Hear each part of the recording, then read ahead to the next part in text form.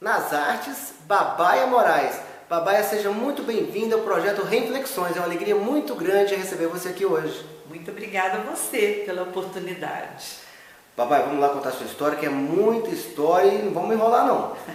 Então a história começa dia 6 de julho de 1951, na cidade de Cássia, Minas Gerais. Isso. Babaia, por que Cássia, em Minas Gerais? Cássia é a terra dos meus pais, dos meus avós, apesar de que, por acaso, a minha mãe estava grávida, meu pai foi fazer um trabalho em Carmo da Mata, uma cidade de Minas também. Eu nasci e me registrei lá, mas logo depois que a obra terminou, voltamos para Cássia, então eu não me considero de Carmo da Mata, só no registro, mas a minha terra natal é Cássia, Santa Rita de Cássia. A minha família sempre foi muito musical, como a cidade de Cássia é muito musical. E a minha mãe tocava violino muito bem, por sinal, ela tinha um grupo de sarau, todo domingo eles se encontravam, então eu nasci e cresci nesse meio, né, aos domingos, e com muita música, e também eles faziam muita serenata, que eu adorava acompanhar as serenatas.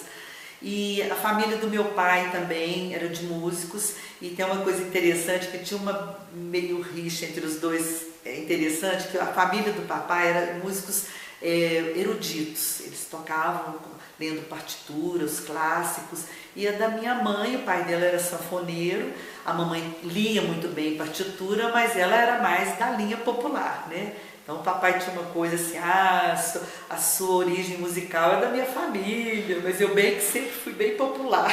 É legal. E aí o tempo foi, você foi estudar, como é que... Eu pequena ainda, aos 7 anos, eu ganhei um violino, e estudei violino um bom tempo, a mamãe colocou com um professor particular para que eu estudasse teoria, então eu sempre gostei muito de estudar teoria, desde pequena eu tinha muito interesse em saber um pouco mais sobre a música, e então eu sempre cantei na escola, sempre fui muito cantadeira, cantava na rua, todo mundo sabia que eu estava passando, porque eu estava correndo e cantando.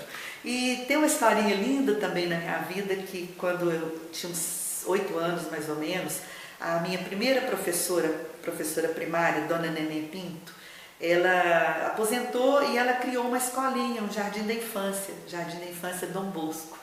E então ela convidou algumas ex-alunas que gostavam de cantar para ir lá fazer um entretenimento, uma recreação com as crianças, né? Na hora do recreio a gente ia cantar com elas. Aí as crianças, as outras dispersaram e eu fiquei.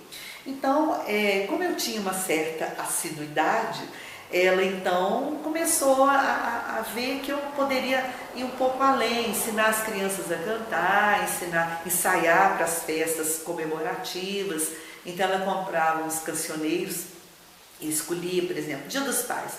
Então vamos cantar essa musiquinha aqui para os Dias dos Pais. Então eu levava para a mamãe estudava partitura, e a Zélia, minha irmã mais velha, que tocava violão super bem, que já tinha me ensinado a tocar violão, então ela tirava as harmonias, me ensinava, então eu chegava lá na Dona Nenê e ela falava assim, chegou a professora de canto, olha o meu destino, eu estava predestinada. Já com 8 anos de idade. Com 8 para 9 anos de idade. E eu então estudei para normalista, formei normalista, então desde essa idade até me formar, eu trabalhei lá com a Dona Neném, foi meu primeiro salário, meu primeiro emprego como professora de canto.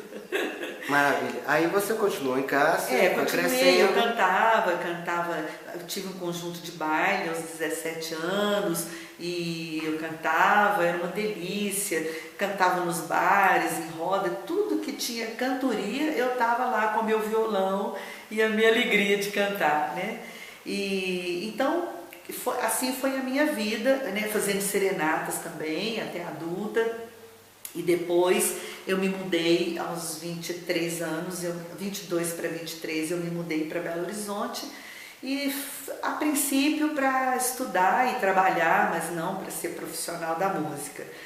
E então eu continuei cantando nos bares, continuei cantando em festas, né, com os amigos, até que eu eu fiz um show no teatro do Mai, que era do Zé Maia, esse ator da Globo, ele tinha um teatro, E então eu conheci pessoas lá importantes e que me indicaram para estudar música. Então eu fui estudar na Ordem dos Músicos, para tirar a carteira lá, tinha uma escola maravilhosa, onde eu aprendi muito, estudei violão e piano lá, além da teoria.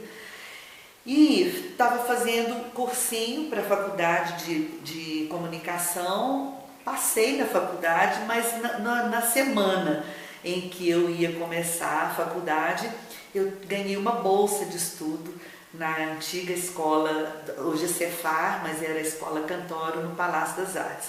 Então eu não tive dúvida, eu cancelei a minha matrícula e fui estudar música, que eu acho que eu fui muito esperta, ganhei muito com isso.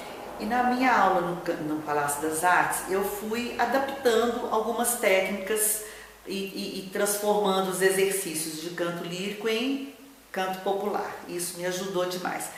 E, paralelo a isso, eu fui trabalhar no estúdio de ensaio e eu era recepcionista nesse estúdio. Um dia, o Milton Nascimento chega com a banda, com o coro, para ensaiar a Missa dos Quilombos. E eu fiquei louca, assim, ouvindo aquelas músicas maravilhosas. Mal olhava para o Milton porque eu tinha vergonha, ele também muito reservado. E então eu tive a oportunidade de conviver com essa história da Missa dos Quilombos, né? Era então, não tinha ainda a gravação, era só a realização do musical, né? Missa dos Quilombos. Então, depois, anos se passaram, eu então fui convidada para cantar na missa, na gravação do disco. O que para mim foi assim, né, um marco na minha vida. E como é que foi assim, então? Por que surgiu esse convite? Eu acredito que, porque uma das cantoras tinha morrido, então eu fui a substituta desta cantora. A gente gravou no Caraça, foram dias assim, mágicos, né, ver o Milton cantando ali na gravação. Foi um momento muito importante na minha vida. E durante esses ensaios para gravação desse disco, desse LP, eu soube que o Milton Nascimento, o Wagner Tiso e mais 2 sócios, o Márcio e o Cláudio, eles iam criar uma escola de música popular em Belo Horizonte, chamava Música de Minas Escola Livre. Foi um marco na nossa vida, assim, todos os músicos, a Belo Horizonte inteiro, assim, queria estudar e foi maravilhoso. A música de Minas influenciou o ensino da música livre no Brasil inteiro. Exatamente, exatamente. Paralelo a isso ainda tinha o Cabaré Mineiro, exatamente, que foi assim, também um lugar que até hoje a gente não teve mais um lugar como esse, né? Ali fervia música, né? Bom, então, um belo dia eu recebo um telefonema do José Imar, meu antigo professor lá na Escola Cantoro, no Palácio das Artes. E nesse tempo eu continuei dando aula para crianças, violão. Ele me liga e fala que eles estavam formando quadro de professores na música de Minas. E quando eu soube dessa escola, eu pensei, bom, agora eu vou estudar canto popular, né? Eu vou estudar canto, olha que maravilha, né? Quando eu cheguei lá, na recepção, ele falou para a secretária, essa aqui é a Babaia, ela vai dar aula de canto. Eu quase fui no outro mundo e voltei. Fiz cara de nada, ninguém percebeu. E eu pensava assim, meu Deus, que é isso, né? E dar aula de canto na escola de Milton Nascimento só para os cantores feras de Belo Horizonte, né? Imagina, Carla Vilarte, Zumba, Ana Cristina, Celinha Braga, esse povo assim que já cantava. E eu, enquanto eu subia as escadas, eu não sei, alguma coisa assim, que quando eu cheguei lá perto do Milton, morrendo de vergonha, do Wagner Tiso, eu tinha um curso, que até hoje eu não sei, mas eu acredito que, eu falo que é de Deus, mas eu acredito que era aquela falta que eu sentia, né, na minha escola, que eu amava, mas tecnicamente eu sentia falta. Eu então pensei de criar uma ideia na hora, e eles gostaram, eles aprovaram, e assim foi meu começo. Olha, eu fiz teste para umas 400 pessoas, eu comecei dando aula para 60 cantores de Belo Horizonte. E quando eu saí de lá, eu liguei para minha professora, eu lembro direitinho, falei, Zélia Espadano, professora que eu amava, adoro ela.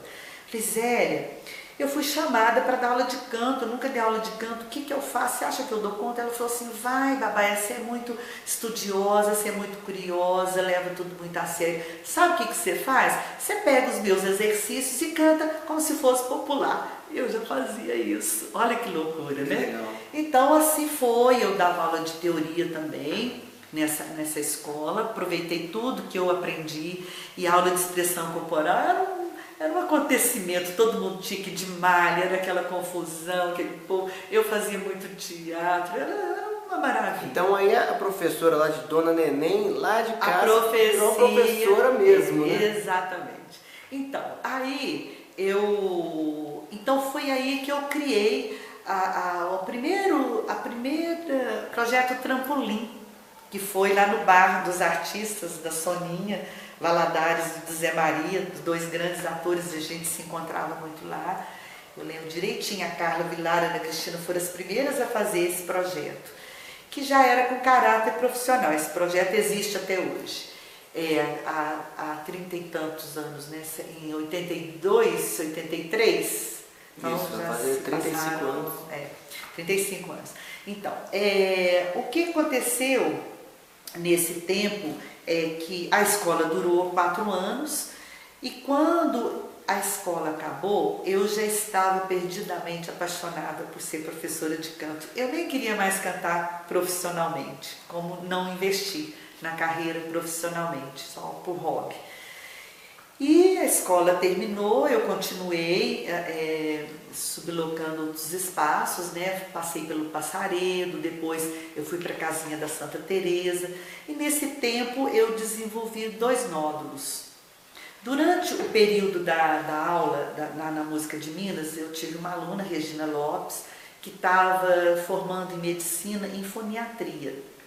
Então a Regina, ela foi muito importante para mim, porque ela começou a levar algumas figuras que eu uso até hoje nas minhas aulas de fisiologia para mostrar para os alunos. Ela começou a me dar uma noção do que é a voz internamente. E eu sabia assim que a voz, ao dar aula, não é só exercício. Eu tinha que saber algo mais. Sempre fui muito curiosa. Eu tinha feito um curso com Eládio Pérez, um festival de inverno. Não entendi nada, mas também percebi que ali eu tinha que saber algo mais. E foi a Regina, essa pessoa, que trouxe essa luz para mim, sabe? De me ensinar mais sobre fisiologia. Então, voltando lá, eu já estava na casinha da Santa Teresa, nessa época que foi quando eu comecei a trabalhar com teatro, que o Pedro Paulo Cava me chamou para fazer o primeiro espetáculo com ele. E depois foi quando eu conheci o Galpão, com o Edi Ribeiro também, que me chamou para trabalhar com o Galpão, foi tudo nessa época. E então, eu procurando a Regina, eu fiz o tratamento com ela e nós nos tornamos sócias e criamos o espaço que chamava Voz Ativa. Isso, então o Voz Ativa ele veio com essa proposta de ensinar o canto e cuidar da saúde vocal. Voz. Então, com essa ideia de trabalhar com a Regina, a gente fez uma parceria muito linda. Eu, então, comecei a trabalhar com os meus exercícios, a propor os meus exercícios para que eles fossem preventivos. E é assim até hoje. Eu me preocupo muito com a saúde da voz, do cantor, do ator, e os meus exercícios sempre foram voltados para essa perspectiva, para essa questão da saúde vocal. Então, a Regina foi quem me ensinou basicamente sobre essas questões.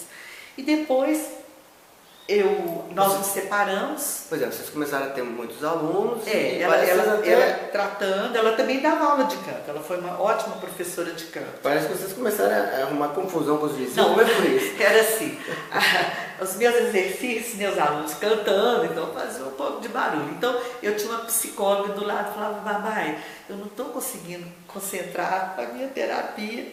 E aí tinha uma dentista que o motor dela atrapalhava também as minhas aulas. Então eu falei, Regina, eu acho que eu estou precisando de ir para um outro espaço. Esse espaço aqui é mais seu do que meu. Então eu procurei uma casa que foi a casa do Santo Antônio, aonde eu criei a Babaia Escola de Canto.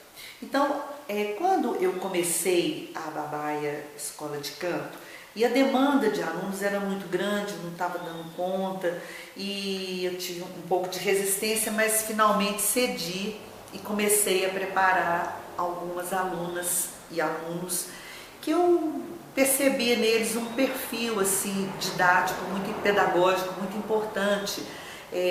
Características como curiosidade, assiduidade, interesse em estudar sobre a voz, interesse em desenvolver tecnicamente. Então eu convidei alguns professores e preparei esses alunos para que eles não começassem a dar aula na minha escola. Tinha também o coral do Hernani Maleta, foram nós dois que começamos a escola. E então, com a vinda desses novos professores, a escola cresceu muito. E nesse tempo, a ciência da voz, né, a ciência da técnica vocal, isso eu estou falando de otorrinolaringologia e fonoaudiologia, começou a desenvolver muito sobre a voz. E a minha escola era um celeiro, né, de canto popular, porque até então todo o conhecimento, todos os tratados desenvolvidos sobre voz estavam relacionados ao canto lírico, que é o que era mais comum, né? Então eu tive o meu encontro também com a Lúcia Luz e o Dr. Gabriel Rabelo, que eram os primeiros professores, primeiros profissionais da voz. Ele era otorrino e ela era fono. Então, eles iam gratuitamente na minha escola nos ensinar sobre voz. E paralelamente a isso, a gente também trazia muitas informações, fonte de pesquisa para eles. E depois tivemos a Janaína Pimenta também, e assim, vários profissionais da voz, da área da medicina, que então fizemos sempre essa parceria. Então isso mais do que uma tradição, isso virou uma opção. Você cuidar ao mesmo tempo da técnica vocal e da saúde vocal. Uma exigência, aparentemente uma exigência que eu tinha na minha escolha dos professores todos, até hoje é assim, é que eles tivessem interesse em estudar a fisiologia da voz. Eu sempre fui muito apaixonada com esse assunto e acho que eles foram mais que eu. Assim, alguns se tornaram fono, então a gente formou um grupo de estudo importantíssimo para a gente, né? Então foi um momento muito importante, muito rico para nós, professores de canto, né? Nessa época, inclusive, esse turbilhão todo estava acontecendo aí. Além disso tudo, você ainda foi contactada por Gabriel Vilela para fazer um trabalho grande que depois teve muita repercussão. Conta isso para nós. O Gabriel eu conheci quando ele foi, assim que eu estava começando a minha escola, né? Ele veio dirigir, ele já era um diretor muito famoso em São Paulo, ele é de Minas, Carmo do Rio Claro, vizinho de Cássia. A gente se conheceu na adolescência. Se não se conheceu, a gente se encontrou na adolescência, porque eu cantava muito na cidade do Carmo. Mas a gente se conheceu nessa história com o Galpão. Então ele veio dirigir o Galpão com Romeu e Julieta. No começo ele nem queria que eu fizesse a preparação, mas ele assistiu um musical que eu tinha feito na despedida com a Regina Lopes, da nossa parceria do Voz Ativa com o Eide Ribeiro, e o Eide dirigiu o Galpão. Então eu tinha um musical que chamava Na Onda do Rádio, o primeiro musical que eu produzi e preparei. Então, o Galpão participava desse programa de rádio. A gente tinha os artistas que participavam do programa de rádio e o Gabriel foi assistir e achou lindo as vozes, muito vibrato, aquele povo cantando lindo. Ele falou: gente, mas que povo que canta bonito. O pessoal do Galpão falou assim: é a Babaia. Então ele se rendeu e permitiu que eu fosse ser a preparadora. Ele queria trazer uma fono de São Paulo, mas não tinha dinheiro para pagar para o professor a fono. Então ele aceitou que eu fosse a preparadora e hoje nós estamos completando 32 trabalhos. Olha a vida, né? Isso foi um momento que te abriu muitas portas. Então, o Gabriel, ele abriu as portas do mundo, né? Eu, Hernani Maleta, eu fiquei emocionada, Fernando Musi, e a gente foi para São Paulo, né, primeiramente, e eu que choro. Então nós fomos para São Paulo fazer uma baby e daí não paramos mais, né? Aí depois outros diretores, quando ele foi para Curitiba também, que foi muito importante para mim, lá em Curitiba eu conheci a Nena Inoue e o Luiz Melo, que é ator da Globo, tinha um espaço lá e eu fui dar aula de canto enquanto ensaiava a Aurora da Minha Vida, era um musical lá em Curitiba. Eu fiz contato com essas pessoas, eles me convidaram e eu fiz parte de grandes projetos a partir dessa história, dessas oficinas. Eu fiz parte de projetos importantíssimos lá em Curitiba, no ACT, que era um espaço que eles tinham de laboratório para atores, e onde eu fui desenvolvendo todos os meus fundamentos sobre a voz falada, que daí me trouxe também muitos elementos e muitas possibilidades, muitas oportunidades. Hoje eu posso, assim, com o maior orgulho, falar que assim, eu viajo quase que pelo Brasil todo, levando, né, esse trabalho não só do canto, como da voz falada, para o teatro. E foi nesse lugar, lá em Curitiba, onde eu sistematizei todo o meu trabalho. Essa década de 90, então, ela foi uma década assim, tremenda, de muito trabalho, muito aprendizado. Foi, total. E logo que no início da década de 2004, você já foi convidada para integrar o projeto de fundação da Bituca. Da Bituca Universidade da Música, do grupo de Ponto de Partida, em Barbacena. Eu já trabalhava com o grupo, eu já era preparadora vocal deles, que eu amo também de paixão. É um grupo que me representa muito em termos não só da voz, como de resistência corporal. Lá também que eu sistematizei esse meu trabalho, do cantor cantar horas e não perder a voz, terminar como começou. Eles são minha referência para isso, que lá eu desenvolvi várias técnicas experimentais com eles, que deu certo, e então eu me apropriei desse trabalho muito baseado no grupo Ponto de Partida. E esse era um sonho do Ivanê, que era o antigo, um dos fundadores, né, do grupo Ponto de Partida. Ele faleceu, e a Regina Bertola, que é a diretora do grupo, deu realidade a esse sonho.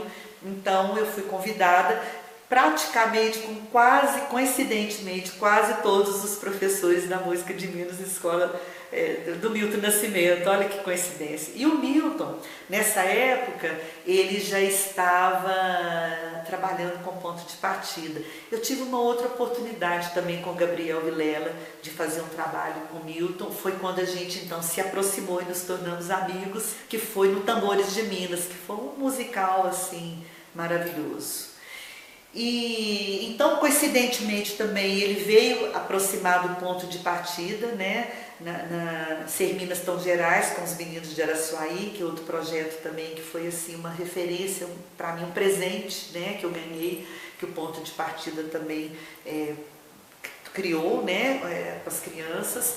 Então, e isso gerou também assim, uma oportunidade. Quando eu fiz 15 anos que eu me tornei professora na música de Minas, eu gravei um CD, um disco, que chamou De Vida e Canções, só músicas do Milton e Wagner Tiso, e o Milton me deu a honra de cantar uma música comigo. Wagner tocou uma música comigo, que foi assim um presente também, né, para a vida. Que maravilha. Agora, você ficou muito tempo dando aula pro Ponto de Partida em Barbacena também, em né? Barbacena. Até que teve um momento que você não conseguia mais conciliar as agendas. Então assim, nesse tempo também eu fui convidada para implantar o curso de canto na UFMG. Eu fui, como eu não fiz faculdade, eu fui como notório saber. E o curso de música ainda não tinha o curso de canto popular. Então eu fui implantar, fiquei um ano lá, com muita honra, né? Isso, e logo no ano seguinte você resolveu mudar a escola de endereço, né? Como é que foi isso? Por quê? É porque eu tive a oportunidade de ter aqui a sede própria, lá era alugado. Então aqui é uma rua mais sossegada, não tem escadas, perto da escola Guinhar, que é uma referência, estacionamento fácil. E também eu consigo oferecer aos alunos uma estrutura mais adequada. E aqui também a gente continua com os projetos, as cantorias, o ensaio aberto, o trampolim, os shows de final de ano. A escola continua com esse aspecto, né, de promover o artista. Com essa energia, né? Não só a aula de canto, né, mas também preparar o artista. E sempre com a filosofia também do cuidado da saúde vocal. Sempre isso em primeiro plano. No final de 2016, você começou a desenvolver um trabalho com os atores da Rede Globo. Como é que foi isso, esse convite, essa proposta? Eu fui pela primeira vez trabalhar em novela, era um lado que eu nunca tinha feito, nunca trabalhei. Eu fui trabalhando com a prosódia, alguns não prosódia, outros com a prosódia. E então foi um momento muito importante assim de trabalhar, de desenvolver a minha técnica, né, a minha técnica de voz falada e da interpretação também. Então foi um trabalho muito interessante. E de onde que partiu o convite assim? Olha, eu não sei quem foi que me indicou, mas está muito relacionado ao Galpão e ao Gabriel Vilela, com certeza absoluta. Os trabalhos que eu faço em geral com os atores, que da voz falada principalmente, é porque eu sou a ponte entre o ator e o diretor. Então o diretor quer que ele tenha uma voz de alguma forma, mas quer que interpreta de alguma forma, então eu vou trabalhar para que ele consiga esse resultado. Isso também conta muito com a habilidade do ator, a capacidade de interpretação, não é? Eu exploro o que há de melhor nas vozes dos atores, na verdade. Maravilha. E agora, no início de 2018, tem novos planos? O que a Casa de Canto Babaia está preparando aí? Olha, nós continuamos, né, com os projetos, como eu já falei, os projetos de incentivo, de motivação, para que os cantores, os alunos, né, desenvolvam e que eles tenham a convivência com o público, um público de convidados ou público pagante, né, isso tudo faz parte para que ele se sinta artista, de alguma forma, né. Continua com os projetos de teatro? Continuo com projetos de teatro. Hoje, coincidentemente, está estreando a novela Deus Salve o Rei, que é a última novela que eu trabalhei lá na Globo. Mas eu tenho projetos também, aos 66 anos, de cantar. Eu fiz um show de samba no final do ano, um show que eu alimentava há mais de 10 anos, só de partido alto. Agora eu estou convidada pelo grupo vocal que foi criado aqui na escola Carona Brasil, com a direção da Inês Peixoto, do Grupo Galpão. Nós estamos preparando um show de rua só de marchinhas e que ele vai ser levado em asilos e hospitais e para onde quer que queiram que a gente leve um pouco de alegria. Que maravilha! Babaia, uma história maravilhosa, cheia de alegria, cheia de energia, com muita coisa boa. E no finalzinho a gente sempre pede para o nosso convidado deixar uma mensagem para as pessoas que vão assistir o vídeo. E agora eu queria que a Babaia deixasse a mensagem dela. Olha, a música, ela transcende a nossa alma, né? A música leva a gente para lugares, muitas vezes, não visitados, muitas vezes que nos ajudam, né? Na dor, na tristeza e muitas vezes na alegria, né? Nos transforma demais. Então é isso, eu quero que as pessoas tenham música como forma de amor, forma de amor para a vida.